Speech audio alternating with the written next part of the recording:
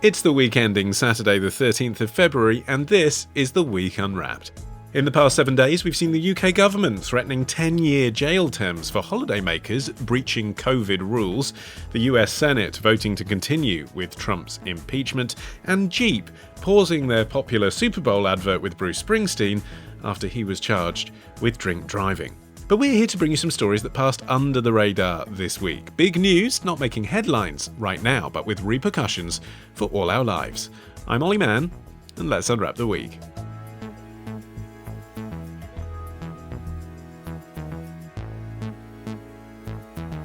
And joining me today from the Week's digital team is Mr. Joe Evans, from the Week US, the indomitable Jessica Hullinger, and from Hong Kong these days, freelance writer Adulwahab Tahhan. Joe, you are starting this week. What do you think this week should be remembered for? Is Myanmar on the verge of a second saffron revolution? We've been facing this kind of military dictatorship since General Ne Win. They use power to run the country and use the country's resources for their families and for their own sake.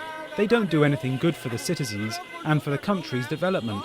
They said there was fraud in the election, but the election doesn't have anything to do with the military. A Buddhist monk in Yangon protesting against Myanmar's military coup, talking to VOA News.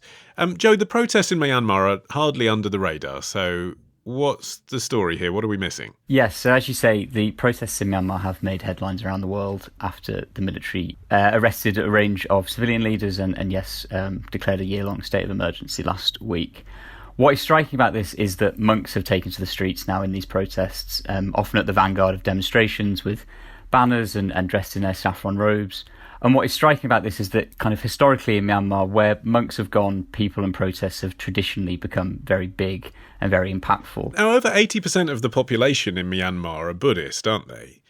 So do you think religion has a greater role in these anti-military protests than onlookers from the West might expect? I think that's definitely the case, and I actually think this often boils down to quite a poor understanding of the way that Buddhism functions, both in Myanmar and also in Southeast Asia more generally. Having the blessing of the monastic community is hugely important for anybody to govern in Myanmar, really. And when you look at the rise of Aung San Suu Kyi's party, the National League for Democracy, this party came out of the 888 uprising in 1988, where protests that started out as a student movement linked to universities in Rangoon actually kind of grew and were lent credibility when monks became involved.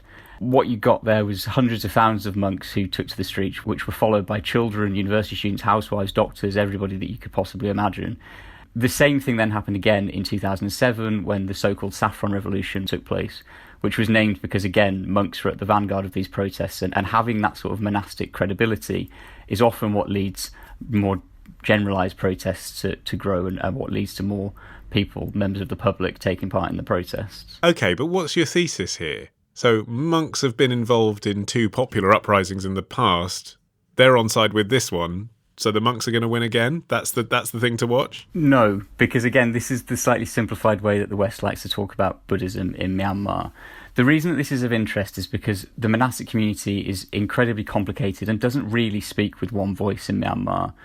There are two very good examples of this in that there is a movement called the 969 movement and another movement called Mabata, which they grow separately. The 969 movement grew out of the 1988 protests and Mabata out of the 2007 protests. These monastic groups very strongly have agitated in the past for the type of violence we've seen towards Rohingyas and actually sort of give their blessing to whichever political party at any one time will be the most anti-Muslim.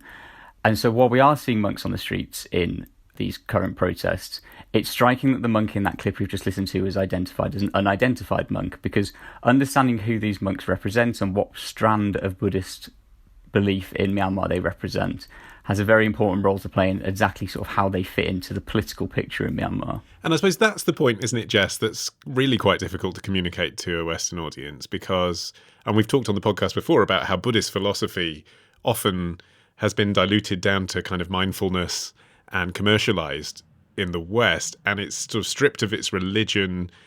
And as much as people understand the religion, they have a very crude understanding that basically monks are peaceful. So they just can't cope with this idea that Buddhists would be advocating violence. Yeah, totally. I mean, I think this image of modern Buddhism and the history of it is really interesting. I was reading up on it, and I learned that the image of modern Buddhism as being this sort of like mindfulness movement and all about meditation actually has its roots in colonialism and emerged as a way of sort of pushing back against Western influence and making Buddhism more accessible to the masses and taking it just out of just the hands of the monks and the monasteries and making it more of a nationalist movement so that more people could really relate to it and it would become more popular. And that, in many ways that helped really promote this idea of meditation became one of the main pillars of modern Buddhism. And of course, now that, again, like you said, has promoted this image of sort of peacefulness and mindfulness and how could they possibly be violence? But I think that really, gets to Joe's point about there's no, this is a very complicated issue. There's no good and bad. It's not that the Buddhist monks are just the good guys in this situation and there's an evil dark side. It's very, very complicated and very complex. And I think I also was very interested to learn about how the military has used Buddhism in a nationalistic sense and made it a sort of way to rally, national pride for its own cause, right? To rally people around fear and to make them feel like there are outsiders threatening Buddhism, right? This gets to sort of the Rohingya issue.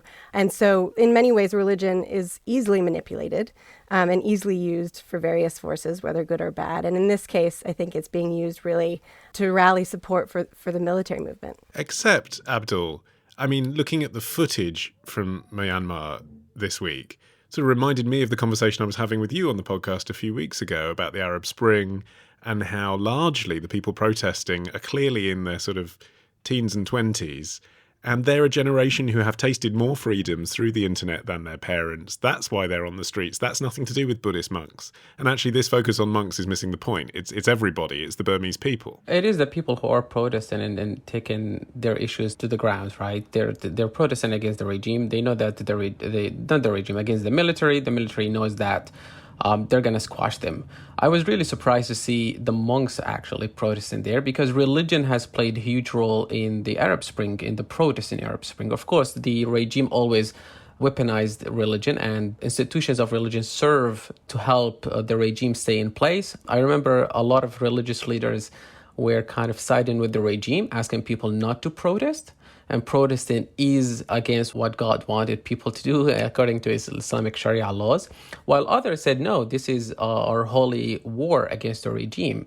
So it is very divided back in the Middle East. But to see now the monks speaking out against the military in Myanmar, while it is great to see that, but I was a little bit disappointed. Where were you when the Rohingyas were being killed by the military itself? Why were you not enraged by that?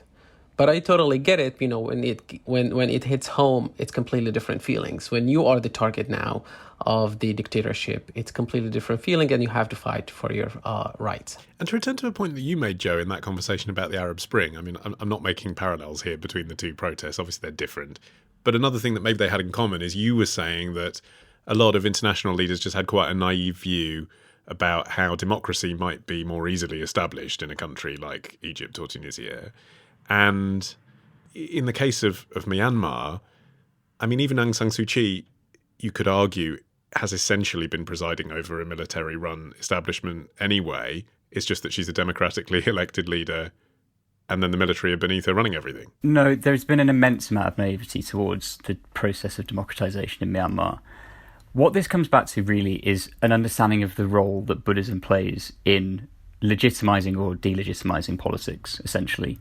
One of the reasons, for example, that British colonial rule was often seen as illegitimate in Burma was because Theravada Buddhism has this very two-way relationship with the state, essentially. The role is the state gives legitimacy to Buddhism as the sole religion in that country, and Buddhism lends credibility to whoever the given leader is at a given time. Now, British colonial rulers were not seen as not putting enough effort into basically centre Buddhism in that society, which meant that when the independence movement finally did manage to gain ground in the late 1940s, they very much did have the backing of the monastic community.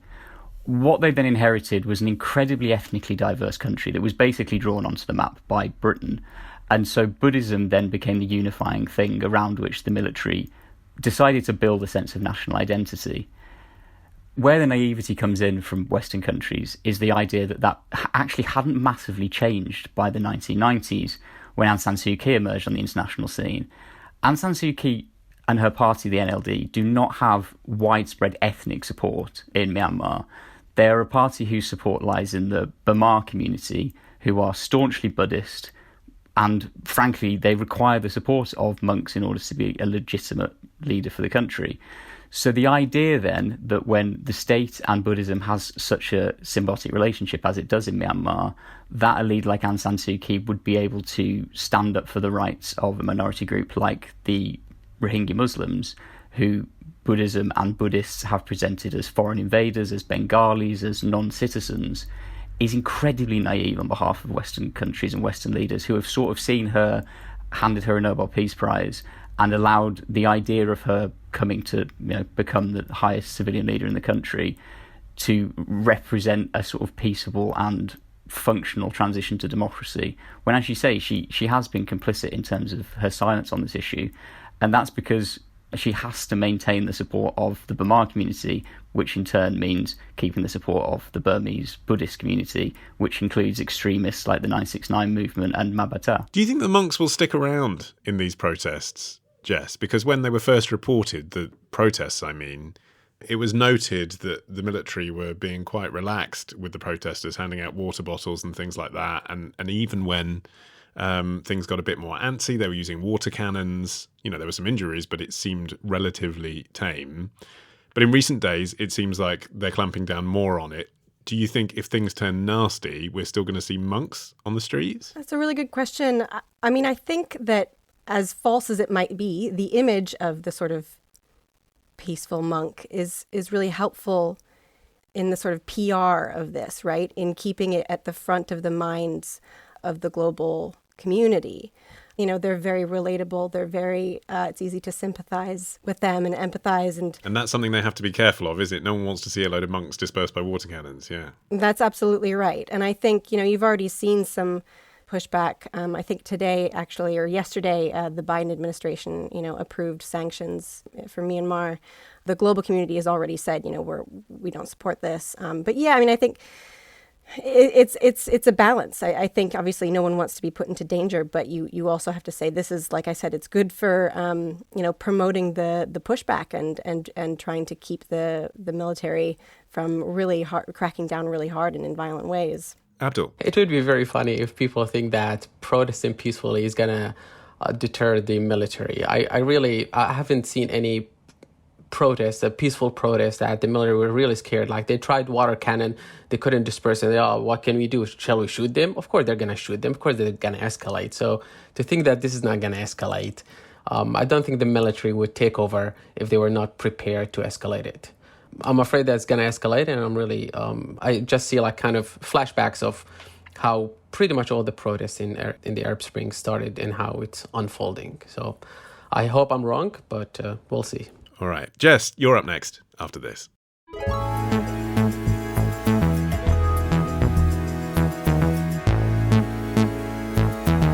Okay, Jess, your turn. What do you think this week should be remembered for? Are we witnessing the downfall of the high-rise? Now completed, 432 Park Avenue is one of the tallest residential towers in the world. Its residences range from a 33 square metre studio apartment to penthouses between the 91st and 96th floors, designed by Deborah Burke. Occupants can enjoy dedicated amenities, including golf training facilities, private dining, and cinema screening rooms. Aside from the Park Avenue address, it's clear that what these homes really offer is a view unlike any other. The 432 Park Avenue building in New York, profiled by the architecture and construction channel, the B1M. Jess, it's a shame in a way that we're an audio podcast, because the video we were just watching, it's property porn, isn't it, basically? Yeah. The views from this apartment block, which opened in 2015, look incredible, but there's trouble in paradise. Right, yes. So the news peg this week is that there's a design that was released for what is going to be another really tall skyscraper in New York City at 175 Park Avenue. And it'll be 1,646 feet tall, quite possibly the tallest in the city. And the reason why this is interesting now is because there's a kind of hubbub about and drama happening to do with the New York City skyline right now, which New Yorkers rightfully feel very protective of. So last week, the New York Times published a really amazing piece about 432 Park Avenue, which was the video we just saw. And it featured, it's a 1,400-foot residential tower, and it's got loads of expensive luxury apartments in it. And as the Time notes, that it's actually not very easy to live in these apartments. There's loads of people who've, bought, $15, $20 million dollar apartments here, and they're $88 million the 96th floor penthouse sold for. For the penthouse, I know, it's amazing. And so now, 6 years later, these very wealthy residents, by the way, we don't really know who many of them are because they were all shielded by shell companies. A lot of them are complaining because apparently living high up in a very tall, thin building is difficult. The building seems to be sort of crumbling. A lot of them are suing and moving out and selling because there are leaks. There are cracks. It's quite noisy living in such a high, tall building. There are major elevator problems. So, when this came out, it was met with a lot of sort of quiet pleasure from seeing the woes of the super wealthy in their exclusive penthouses. But I think for me, what this brought to mind was the question of what is the future of the city skyscraper now? Things are very different this year and last year, of course, with COVID than they've been for a while. And I wonder what residential living, but also what skyscrapers that are sold for commercial purposes, what will those look like going forward? It's a good question, and you might well ask, what's the point of a skyscraper moving forward? We've already covered on this show week after week this idea that people are moving out to the suburbs, even going to work in Barbados. If they're working remotely, why do they need to be sitting in a European or American city centre? But, Abdul, you look through the planning permissions that are being granted, and across the world, they're still building these things. They're still building these things in Dubai. They're still building these things in Manchester.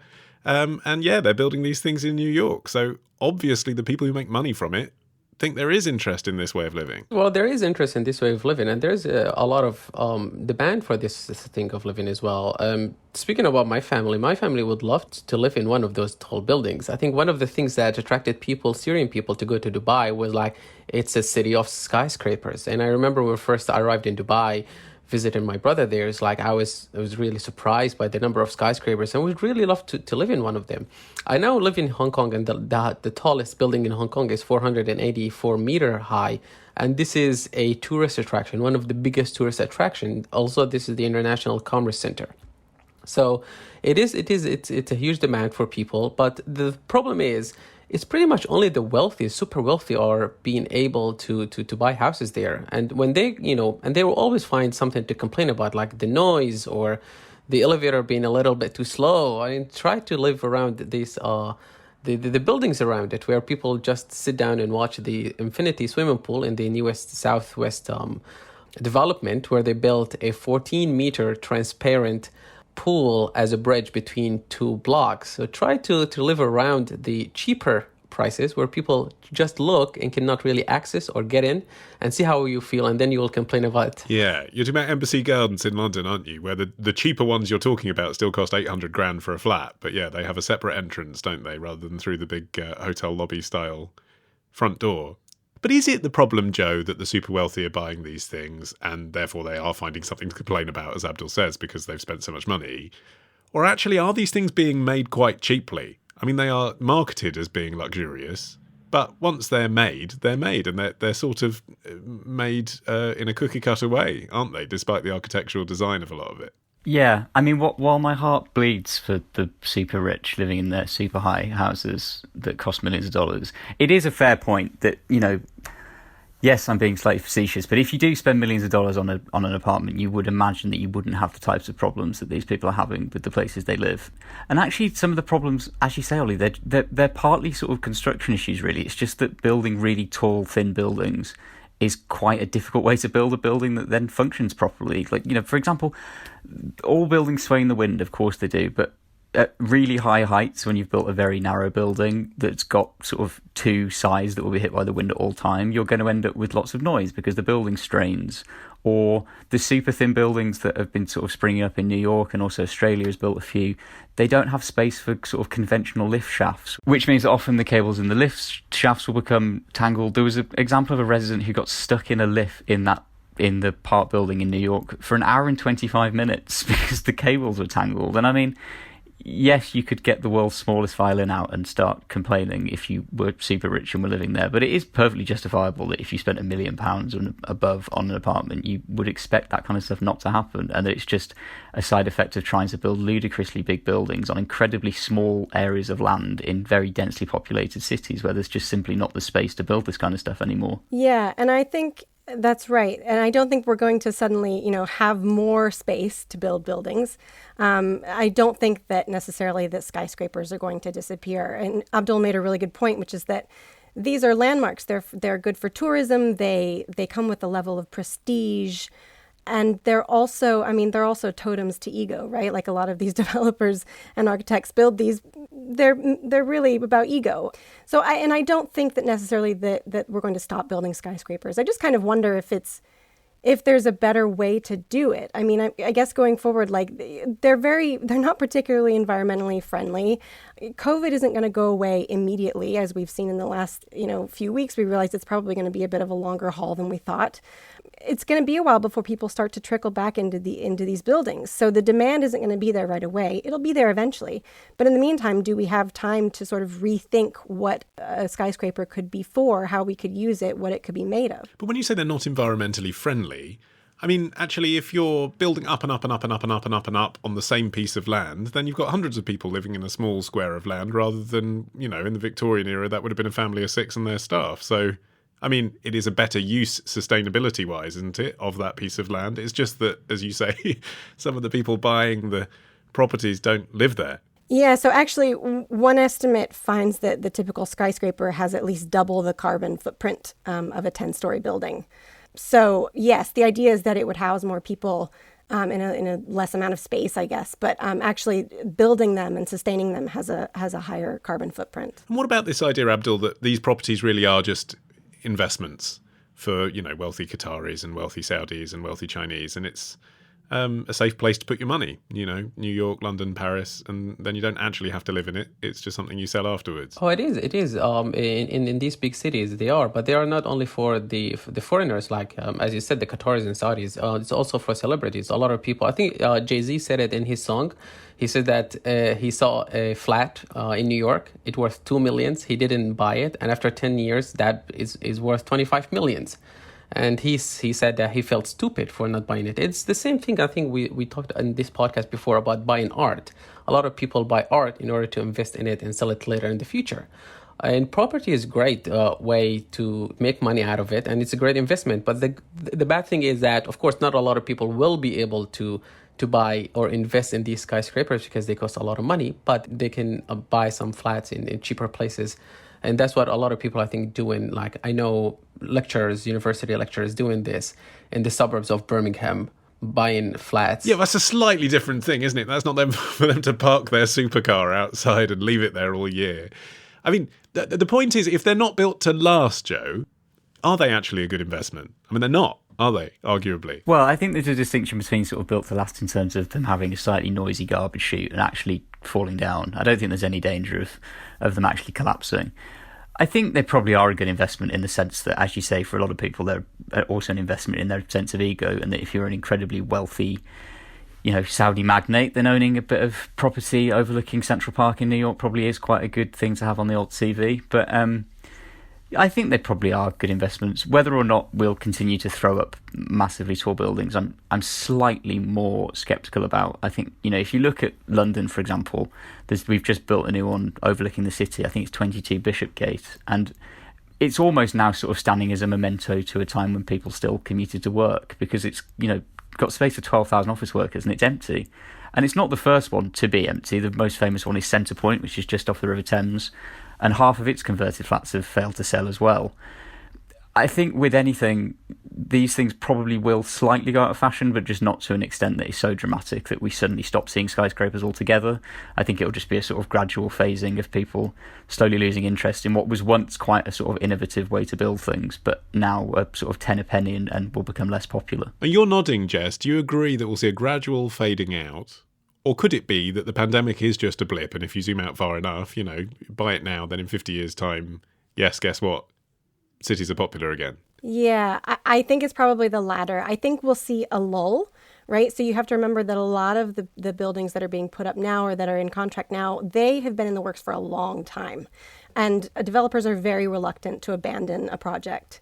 So I don't think, I think that the stuff that's being built now or that has been in the works for a while will get built. So we'll see buildings still going up over the next couple of years. I think we'll see a lull in which we will see fewer buildings. And then I think, again, as I said, the demand will still be there. People always come back to the city. People will come back to the city. I think it's an overstatement to say that, the cities are over and we're never going to commute in ever again. I do wonder if there are ways to build skyscrapers differently. So a couple of examples that are very sort of pie in the sky, so to speak. For example, one architect has designed a conceptual, sustainable skyscraper for New York that would be a sort of self-contained community and a vertical urban farm. And again, these seem really futuristic, but it would be sustainable. It would recycle rainwater. It would have loads of plants inside. It would create its own energy. There's some talk about building more skyscrapers out of wood. And I know that seems a bit strange, but actually wood is also very, very sustainable. It's lighter, it's more flexible in weather and earthquakes. It's actually a bit cheaper, and it can be made fireproof. It's flammable. Can it? Yes, it can be made fireproof. There was a really great piece actually written in theweek.com a few years ago by Jeff Spross about this, and he says wooden beams created with modern processes are so big and so solid that it can actually take enormously high temperatures and set them on fire. So, I mean, and there was also an idea about maybe we should build skyscrapers on the borderlines where we could try and use them to actually do good by housing people who need homes, who are fleeing crises, refugees. Is there a way to rethink the skyscraper away from it being just a place where the very, very wealthy go? And is there a way they can serve more people in a better way? Well, it's quite funny, isn't it, Abdul? Because once you start thinking about the skyscraper as a place for poorer people and refugees, instead of thinking about it as a place where you have this incredible view, you might think, oh, but you don't have any outside space. Oh, but they won't be able to to get to where they need to work. Nobody tell Donald Trump about that plan, because he'll start building skyscrapers and a border wall. It's like the worst combination. That would be awful for the far right. They would they already think that refugees come for their women, they come for their jobs, and now come for their skyscrapers. That's awful. Right. It could be some seriously dangerous messaging. Okay, Abdul, I'm coming to you next after this.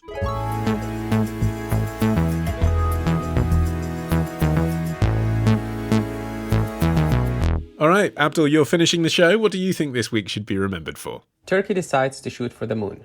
Now, a steel monolith that was recently discovered in the American desert has now disappeared as mysteriously as it appeared. The monolith was first found earlier this month by rangers in the Utah desert during a wildlife survey. No one officially knows who created the object or what it was intended for, though theories have ranged from an art installation to a prank or even extraterrestrial origins. Now the 3-meter-tall object has vanished. DW News reporting on the mysterious disappearance of a monolith in the Utah desert in November 2020. Abdul, I've just read those words out loud. I don't know what they mean.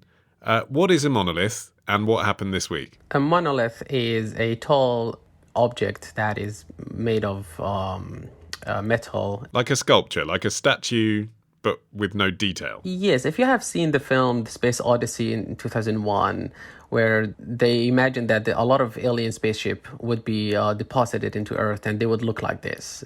And this started appearing mysteriously in a number of places, starting in November last year. And people started thinking this was a work of alien or this is a work of art. So they started appearing in Utah, in the United States, and in other places. Oh, you just said they're made of metal. I mean, why would you seriously think that aliens had put it there? I don't personally think it was alien, but a lot of people thought it was sent here by aliens because it's kind of something similar they saw in the film by 2001, The Space Odyssey, where this would be alien spaceships. Fine. What happened this week? That was a great segue for the Turkish space program to use this as a stunt. So this monolith appeared mysteriously in Turkey, and it was guarded by the border guard. And it has a phrase. It says, "If you want to see the moon, look in the sky." It was written in old language, so not a new language. But that was a great stunt by the space program in Turkey, because Turkey decided to launch their space program to land on the moon in 2 years. And that would mark the 100 years of Turkey becoming a republic and breaking away from being an Ottoman empire. Okay, so the Turkish Space Agency did a stunt for Instagram, basically. Why is that your story of the week? This is the story of the week because this has been celebrated in Turkish media and celebrated by a lot of people, because Turkey is now trying to prove that this is a great global power. They started earlier, a couple of years ago, by developing drones that can carry weapons and missiles into the sky. So they started, seeing how they would fit in the global wars or globally. And then now they started, we're going to carry on and go to the moon and start our spaceship.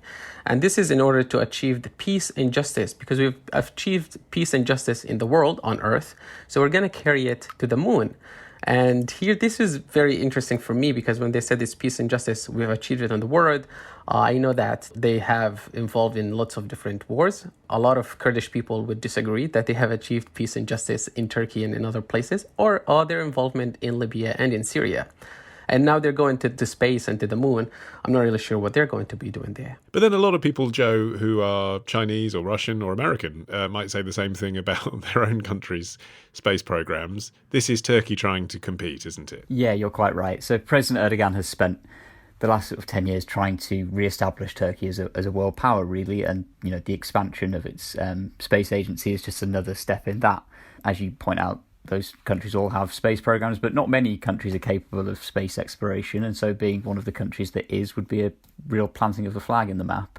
And as Abdul just said, we've seen Turkey flex its muscles on the global stage in terms of getting involved in foreign conflicts in Libya and Syria, and most recently in Nagorno-Karabakh. And now it just seems as if Erdogan has decided to flex his muscles on the extraterrestrial stage and get involved in not the space race, because everyone's beat them there, but, you know what I mean. Well, that's it, isn't it, Jess? Everyone's beat them there.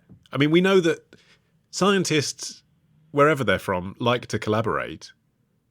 Why do we still have this kind of macho approach to space, where each country has to say, we're going to be the first to do this, or we'll be the first Arab country, we'll be the first European country, whatever it is? Wouldn't it just be better if everyone pooled their resources, like the International Space Station, and did something together that we'd then beneficially share?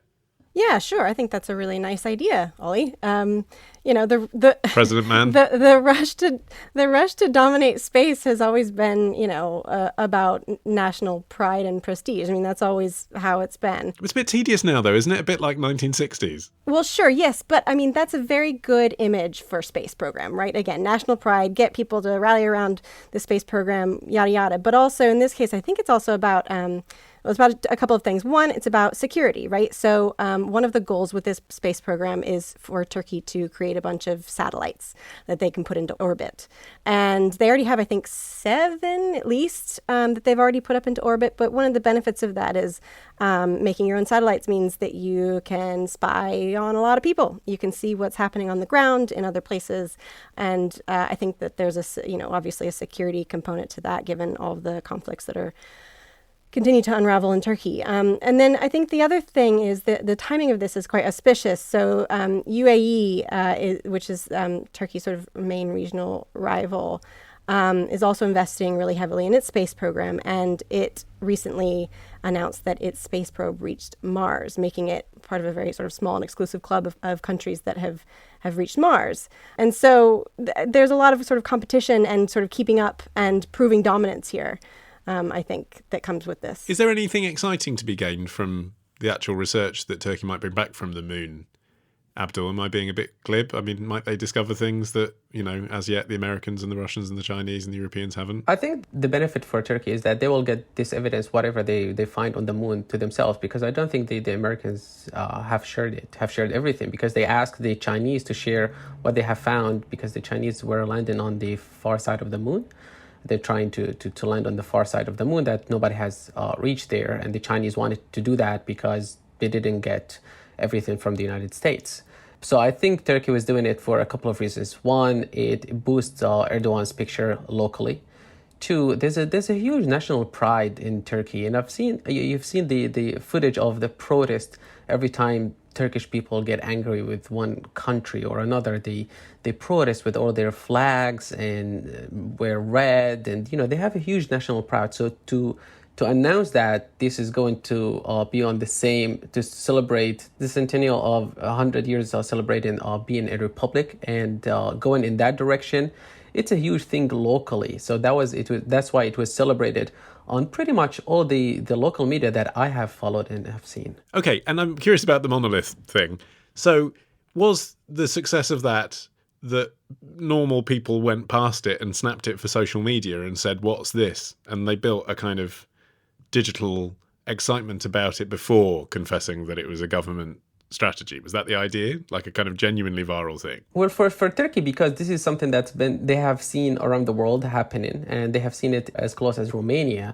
So that's why it was very exciting. So now an international phenomenon is appearing in Turkey and appearing in a UNESCO heritage site that's very popular. That's why everyone in Turkey was, hyped up about it. They wanted to see what is this. And the language that was written on the monolith was not in modern Turkish. It was in Old Turkish. Which is obviously what, Turkish-inspired aliens would speak. And the Utah monolith is unconnected, right? As far as we know. That wasn't part of a marketing campaign for the Turkish space program. None of the other monoliths were connected. Does anyone know what the other monoliths are yet? I'd quite like us just to skip to the bit with the other monoliths where they try and sell us something, to be honest, because that's so clearly where it's going. It's going to be so disappointing when they're eventually unveiled to be an advertisement for a new type of laptop. Can't wait. Be quite irritating, Jess, if you're actually an artist who's doing this and putting in quite a lot of effort to turn up in the middle of the night in the middle of the desert and put up statues, that someone then just nicks your idea and it looks like part of your thing that you're doing and it's just for their own corporate purposes. Yeah, I guess so. I mean, I actually did, I think I read that one of them at least was an art installation or was put up by artists actually a long time ago. And it had only just recently been discovered or something. I kind of lost interest in the monolith story once there were like 7 of them popping up all over the world. But yeah, I mean, I don't know. I have very little sympathy for that argument, Olly, I have to say. I found it really annoying, the whole thing. It's a little bit similar to Banksy. Yeah, it is, isn't it? I find that irritating as well. Well, before we irritate anyone else, let's end this monolith of broadcasting. Right there, my thanks to our very own space cadets, Joe, Jess and Abdul, for their stories this week. Remember, you can subscribe to this show for free. Just search for The Week Unwrapped wherever you get your podcasts. I've been Olly Mann. Our music is by Tom Morby, the producer Sophie King at Rethink Audio. And until we meet again to unwrap next week, bye-bye.